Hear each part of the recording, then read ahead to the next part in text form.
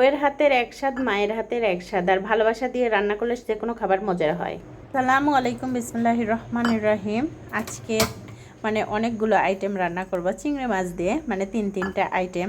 তো আমার অনেক দিন থেকে কচুরলতি দিয়ে চিংড়ি মাছ খেতে মন চাইছিল, বরকে বলেছিলাম, তো চিংড়ি মাছ নিয়ে আজকে হাজির। ও পায় না, কয়েকদিন হলেই চিংড়ি মাছ খোঁজে, কিন্তু এরকম দেশীয় চিংড়ি পায় না, সেজন্য আনে না। তো আজকে ফাইনালি আনলোই, দেখেন কত সুন্দর সুন্দর চিংড়ি মাছ।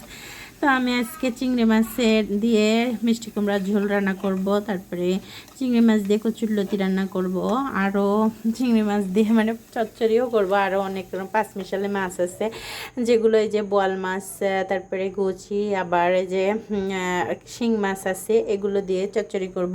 আমার বর যেহেতু চচ্চড়িটা বেশি পছন্দ করে, সেজন্য এগুলো দেশীয় মাছ কিনে আনে আর মাঝে সাঝে চচ্চড়ি খায়। তো এই যে মাছগুলো দেখতে কি সুন্দর যে, আর এই মাছগুলো খেতেও অনেক লোভনীয় আর দেখতেও সুন্দর। আর ডিমালাই চিংড়ি মাছগুলো দেখতে খুবই ভালো আর খেতেও অনেক টেস্টি ছিল। আর এই মাছগুলো এই যে এই মিষ্টি কুমড়া দিয়ে ঝোল করব, তারপরে আবার রান্না করব। এই যে এটা রান্না করার জন্য রেডি করে নিচ্ছি, তেলের উপর দিচ্ছি। আর আমি এভাবে তেলের উপর দিলে কিন্তু বেশি মজা করে রান্না করা যায়। কাঁচামরিচটা তেলের উপর ভেজে নিলে বেশি টেস্টি হয় তরকারি। আজকে খেয়ে বড় বলছে অনেক টেস্ট হয়েছে তরকারি, সবগুলো তরকারি অনেক টেস্টি হয়েছে। তো এই যে এই চিংড়ি মাছগুলো ঢেলে দিলাম কড়াইয়ে, আর এটা কষিয়ে কষিয়ে এর মধ্যেই আমি সবজিটা ছেড়ে দিব, মিষ্টি কুমড়া। এভাবে রান্না করলে কিন্তু অনেক মজাই লাগে খেতে। যেহেতু আমি খেয়ে অলরেডি কথা অ্যাড করছি, আর আজকের যেহেতু বৃষ্টির মুহূর্তে এগুলো চিংড়ি মাছের পরের সবসময় প্রশংসা পাচ্ছি ইদানিং, খুব ভালো তরকারি রান্না করছি, সব কিছু ভালো হচ্ছে, এত ভালো খাওয়াচ্ছ কেন। আমার বর বলে কালকে যখন খেতে বসেছে কই মাছের ঝোল, তখন বলছি এত স্বাদ, তো কই মাছটাও এমন স্বাদের ছিল। তো ইদানিং ভালোই প্রশংসা পাচ্ছি বরের।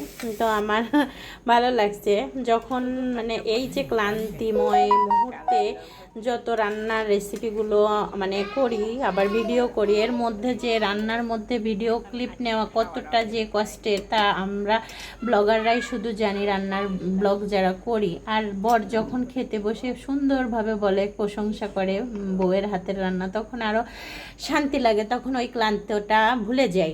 আর এই যে আমি মাছগুলো ছেড়ে দিলাম, এগুলো চচ্চড়ি করতে অনেক প্যারা, কিন্তু রান্না করতে যখন প্যারা পড়ি, তারপর রান্না করার পর মজার খাবার রান্না করি, বর খেয়ে যখন প্রশংসা করে, বাচ্চারা খেয়ে, তখন কিন্তু মনটা শান্তি তৃপ্তিতে ভরে যায়। আর এই যে রান্না করা খাবার, বউয়ের হাতের এক স্বাদ, মায়ের হাতের এক স্বাদ। মা ছোটবেলা থেকে খাইয়েছে পড়িয়েছে, আর সেই স্বাদটা আলাদা স্বাদ। আর বউয়ের হাতের কিন্তু তৃপ্তি অন্যরকম। বউয়ের হাতের খাবার খেতে খেতে স্বামীরা কিন্তু বউয়ের হাতের খাবারই পছন্দ বেশি করে। বাইরের খাবার খেতে যেয়ে তখনই নানান রকমের সমস্যায় পড়ে।